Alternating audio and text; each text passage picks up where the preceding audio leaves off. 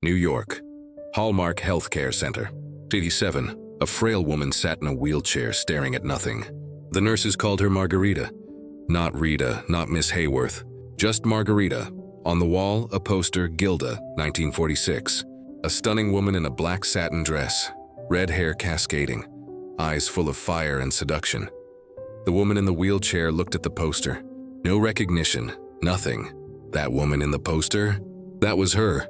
40 years ago, Rita Hayworth, the love goddess of Hollywood. The woman every man wanted, the face that launched 1,000 ships, the pin-up girl taped to millions of soldiers' lockers in World War II. Now she couldn't remember her own name. Have you ever wondered? How does the world's most beautiful woman lose herself? How does someone who defined glamour end up forgotten in a nursing home? Today, I'm going to tell you a story that Hollywood tried to hide for 26 years. A story about a disease with no name. A story about a daughter's 26-year fight. A story that changed how the world sees Alzheimer's forever. Wait a minute. Don't miss this detail. May 14th, 1987. Time 7:56 p.m. Rita Hayworth took her last breath in a nursing home room. She was 68 years old, but the truth? Rita had been dying for 26 years. Since 1961, since she was 42 years old. For 26 years, Hollywood whispered drunk, difficult, washed up, but it wasn't alcohol.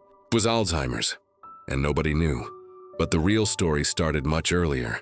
In 1918, in Brooklyn, October 17th, 1918. Brooklyn, New York.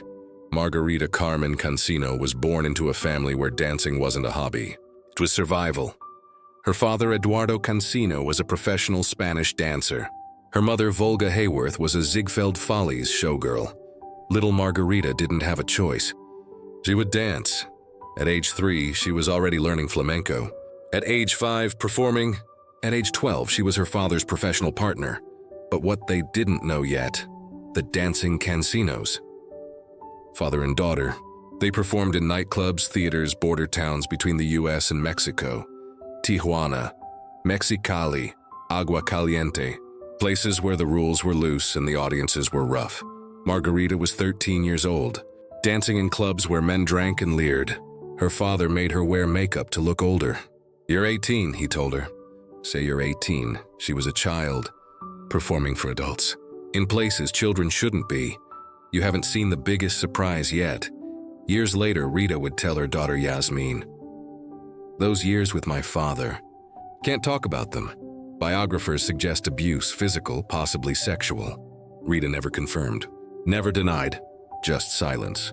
But everyone agreed. Eduardo Cancino was controlling, violent, and saw his daughter as property.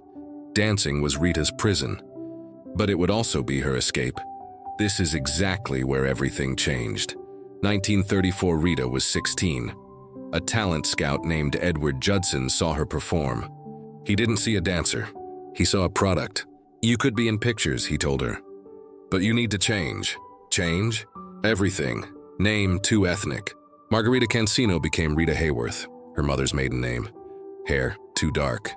They dyed it red. Iconic red hairline too low. Electrolysis painful for over a year. Raising her hairline an inch. Ethnicity too Spanish. You're Irish now, they told her. You're Rita Hayworth. All-American girl. Margarita Cancino died. Rita Hayworth was born. But what's really shocking, Edward Judson wasn't just her manager. He was her husband. She was 18.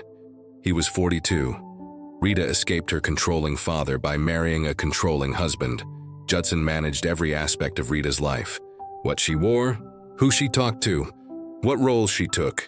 You're going to be a star, he told her, and I'm going to make it happen. He did. But at what cost? 1939-1946. Rita Hayworth's rise was meteoric. Small roles led to bigger roles. Bigger roles led to star billing, 41. Blood and Sand with Tyrone Power, breakthrough. 1942. You Were Never Lovelier with Fred Astaire, dancing goddess. 1944. Covergirl, Technicolor beauty, but 1946. Changed everything. Gilda, wait a minute. Don't miss this detail. Gilda wasn't just a movie. It was a phenomenon.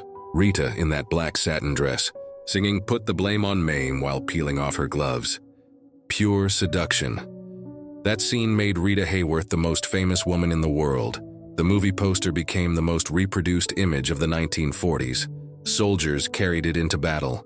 It was taped inside atomic bombs. Rita Hayworth, Rior's sex symbol, the love goddess. Every man's fantasy. But Rita herself said, "Every man I've known has fallen in love with Gilda and wakened with me." She wasn't Gilda. Gilda was confident, powerful, in control. Rita was shy, insecure, controlled by men her entire life. You won't believe this, but by 1942, Rita had divorced Judson. Too controlling, too abusive. Then she met Orson Welles. Orson Welles, genius filmmaker. Citizen Kane director, brilliant, egotistical. They married in 1943. Rita was 25, Orson was 28. Their daughter, Rebecca, was born in 1944. But Orson treated Rita like his creation, not his wife. He cut her famous red hair for his film The Lady from Shanghai, 1947, without asking her. Columbia Pictures head Harry Cohn was furious. "You cut off her hair. That hair is worth $1 million. But Orson didn't care. His art came first. 47. Rita divorced Orson. She was exhausted. 2 failed marriages. She was only 29. What you're seeing now is nothing. Then came The Prince. Literally 1948, Rita Hayworth was filming in Europe. At a party in Cannes, she met Prince Ali Khan. Ali Khan, Playboy Prince, son of the Aga Khan, spiritual leader of millions of Muslims. Unimaginably wealthy, devastatingly handsome. He pursued Rita, relentlessly, flowers, gifts, private, planes, yachts. Rita fell hard. This is exactly where everything changed. May 27, 1949. Rita Hayworth married Prince Ali Khan in France. Hollywood's love goddess became Princess Rita. It was the wedding of the century.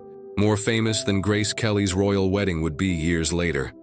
Rita gave up her career, moved to Europe, became a princess. December 28, 1949. Their daughter Yasmin was born. Princess Yasmin Aga Khan. Rita thought she'd found happiness. A prince, a palace, fairy tale. But Ali Khan was a playboy. Affairs. Constant affairs.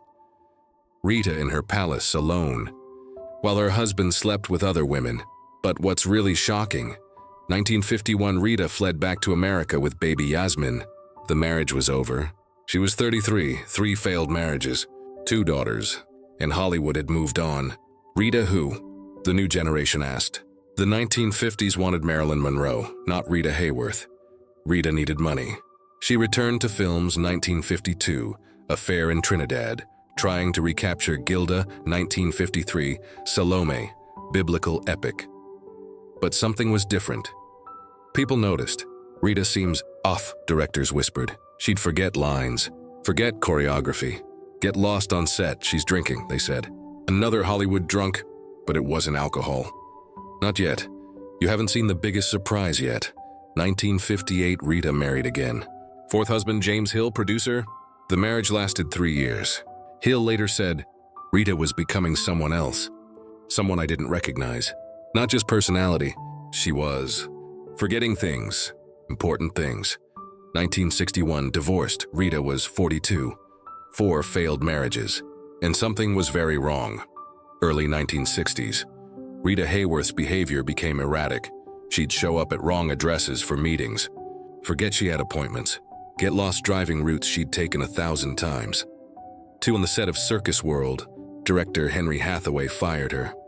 She can't remember her lines, he told the press. She's drunk. She's unreliable. The money trap. Rita forgot entire scenes. Had to read from cue cards held just off camera. 64, the whispers became shouts. Rita Hayworth is an alcoholic. Wait a minute, don't miss this detail. Rita did drink. But not because she was an alcoholic. She drank because she was terrified. She knew something was wrong with her mind. She couldn't remember things. Simple things. And drinking numbed the terror. Her daughter Yasmin, now a teenager, was scared. Mom, why can't you remember? You just told me that story an hour ago. Rita would cry, I don't know, baby. I don't know what's wrong with me. But what's really shocking, 1968, Rita made her last film, The Wrath of God, released 1972. She was 50 years old. She could barely function on set after that silence. Rita Hayworth disappeared from public view. For the next 12 years, Hollywood wondered, whatever happened to Rita Hayworth? Rumors? Living in Europe, drinking herself to death. Too ashamed to show her face. Truth, Rita was living in New York with her daughter Yasmin, who had given up her own life to care for her mother. And Rita was getting worse, much worse.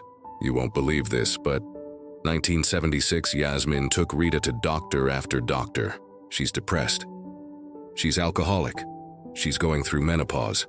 It's psychosomatic. No one said Alzheimer's, because in 1976, no one talked about Alzheimer's.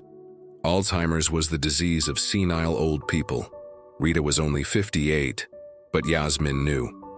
Something was killing her mother's brain, and nobody could stop it. This is exactly where everything changed. 1980, a neurologist finally diagnosed it. Early-onset Alzheimer's disease. Rita was 61 years old. The doctor explained, "This disease will progress. She'll forget more and more. Eventually, she won't recognize you. There's no treatment." "No cure," Yasmin asked. "How long?" "Maybe 5 years. Maybe 10. We don't know. It would be 7 more years." 1980, 1981. Yasmin Khan faced an impossible choice. Keep her mother's disease secret, as Hollywood wanted, or go public. Every advisor said, keep it quiet. Don't embarrass her. Rita Hayworth doesn't want the world to know. She's deteriorating, but Yasmin thought differently. You haven't seen the biggest surprise yet. February 81. Yasmin held a press conference. "My mother, Rita Hayworth, has Alzheimer's disease," she announced. "She's had it for years. The world thought she was drunk. She wasn't, she was sick. And I'm telling you this because millions of families are suffering in silence." The press erupted. Questions, flashes, shock. Hollywood's love goddess has Alzheimer's? What's really shocking, Rita's friends were furious. How could you embarrass your mother like this? But Yasmin stood firm. "My mother would want this. If her suffering can help others, it's worth it." And it did. That press conference changed everything. Suddenly, Alzheimer's wasn't shameful. It wasn't senility. It was a disease. Families came forward. "Our mother has this too. Our father has this. We're not alone." Yasmin founded the Rita Hayworth Gala, annual fundraising event, Alzheimer's Association partnership research funding by going public. Yasmin made her mother a pioneer. Again, Rita Hayworth, first Hollywood star to publicly face Alzheimer's. But what you're seeing now is nothing. While Yasmin fought for awareness, Rita declined. 1981. Rita could still speak, but rarely made sense. 1982. Rita stopped recognizing most people. 1983. Rita couldn't dress herself. 1984. Rita couldn't feed herself. 1985. Rita needed 24-hour care. Yasmin tried to keep Rita at home, but it became impossible. 85. Yasmin made the decision she dreaded, professional care. Rita was moved to a specialized Alzheimer's care facility in New York. This is exactly where everything changed. Hallmark Healthcare Center wasn't glamorous. It was a nursing home. Small rooms, institutional food, shared bathrooms, Hollywood's most beautiful woman. In a nursing home, the nurses didn't know who she was. To them, she was just Margarita, a confused old woman.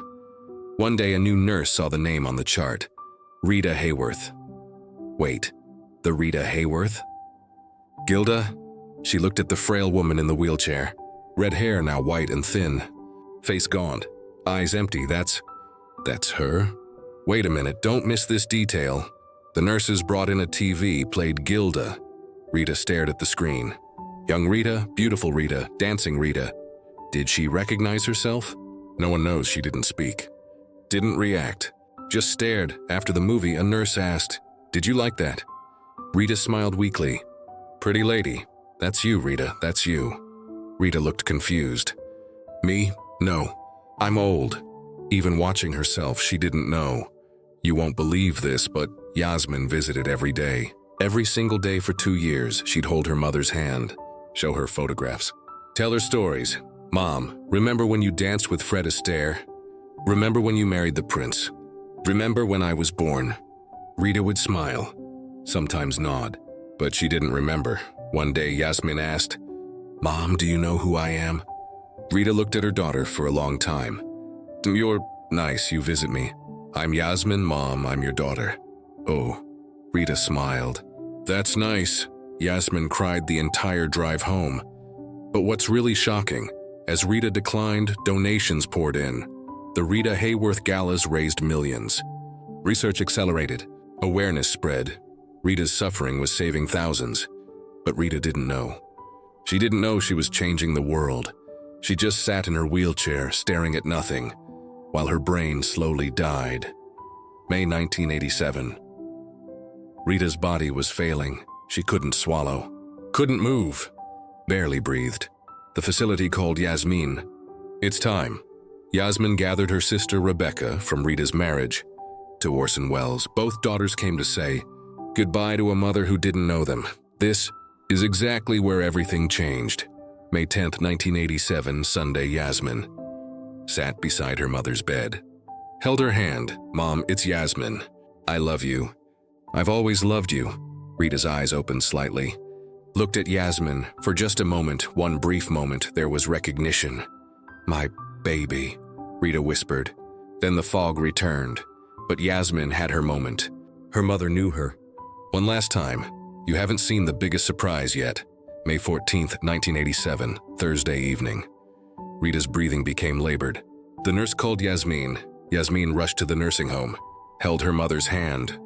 Rebecca was there too, both daughters holding their mother. As she slipped away, 6 p.m., Rita Hayworth took her last breath. The love goddess was gone. May 14th, 1987.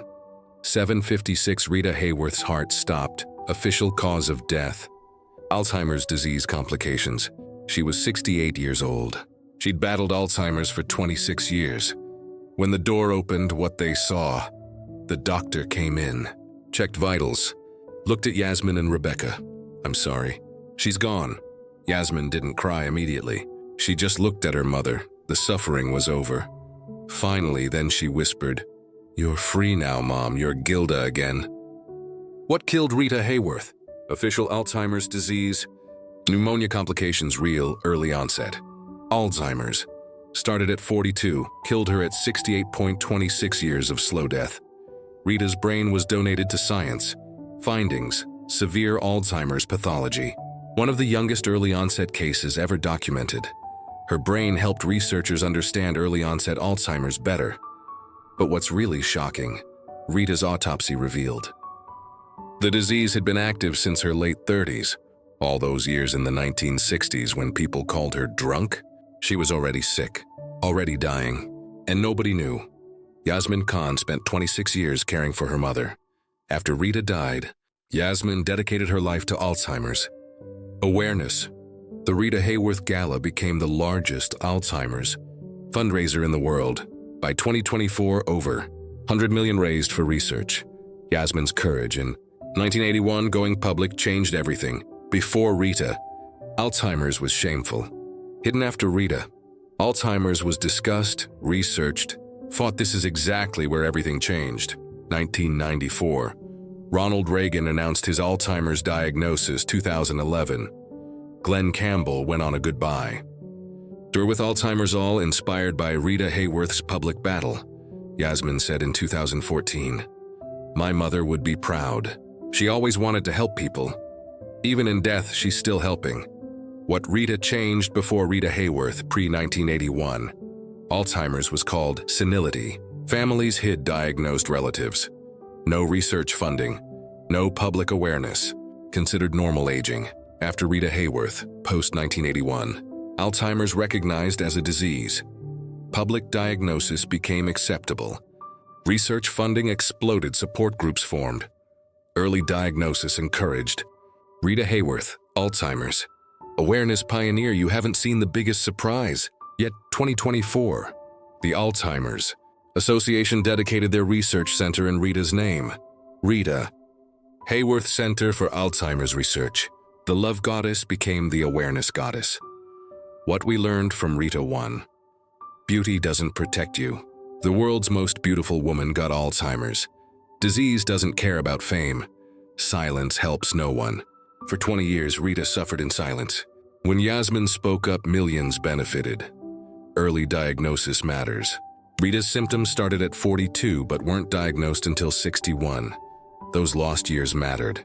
Caregivers are heroes. Yasmin gave up her life for 26 years to care for her mother. That's love. Your suffering can save others.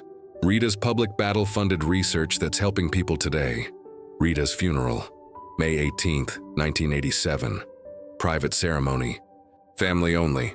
She was buried at Holy Cross Cemetery, Culver City, California, near Hollywood, where she became a goddess. The epitaph, Rita Hayworth, 1918 to 1987. What you're seeing now is nothing. Today, Rita Hayworth's films still play. Gilda is still iconic. New generations discover her. Who's that gorgeous woman? That's Rita Hayworth. And here's her real story. Wait a minute. Don't miss this detail. Every October, Alzheimer's Awareness Month, the Rita Hayworth Gala is held. Celebrities, scientists, families gather. A photo of Rita, young, beautiful, radiant, is displayed. And everyone remembers this goddess gave her mind so others could keep theirs. To the families, Yasmin Khan said, "If you're caring for someone with Alzheimer's, know this, you're not alone. Your loved one is still in there somewhere. Love them, even when they don't remember you. If you're facing Alzheimer's, speak up. Don't hide. Seek early diagnosis. Join support groups. You are not your disease. Your story can help others." The final frame. Rita Hayworth lived 68 years, 26 of those years with Alzheimer's. But those 26 years of suffering created a legacy more powerful than any film. She couldn't save herself, but she saved millions of others. You won't believe this, but in 2015, a biographer found Rita's last interview from 1972, before she lost speech. The reporter asked, "Rita, what do you want people to remember about you?" Rita smiled and said, "I hope they remember I tried to help. That's all I ever wanted. To help." She did, Rita. You did. Rest easy, love goddess. The world will never forget. Subscribe to Nursing Home. This was Rita Hayworth's story. Beauty, tragedy, pioneer. Subscribe to Nursing Home channel, because every goddess has a final act. Every beauty has a battle. Every star has a sunset. And these stories deserve to be told. Which legend's final chapter do you want next? Comment below. The decision is yours, because when the beauty fades, what remains? Rita Hayworth gave us the answer: courage, dignity, and a legacy that saves lives.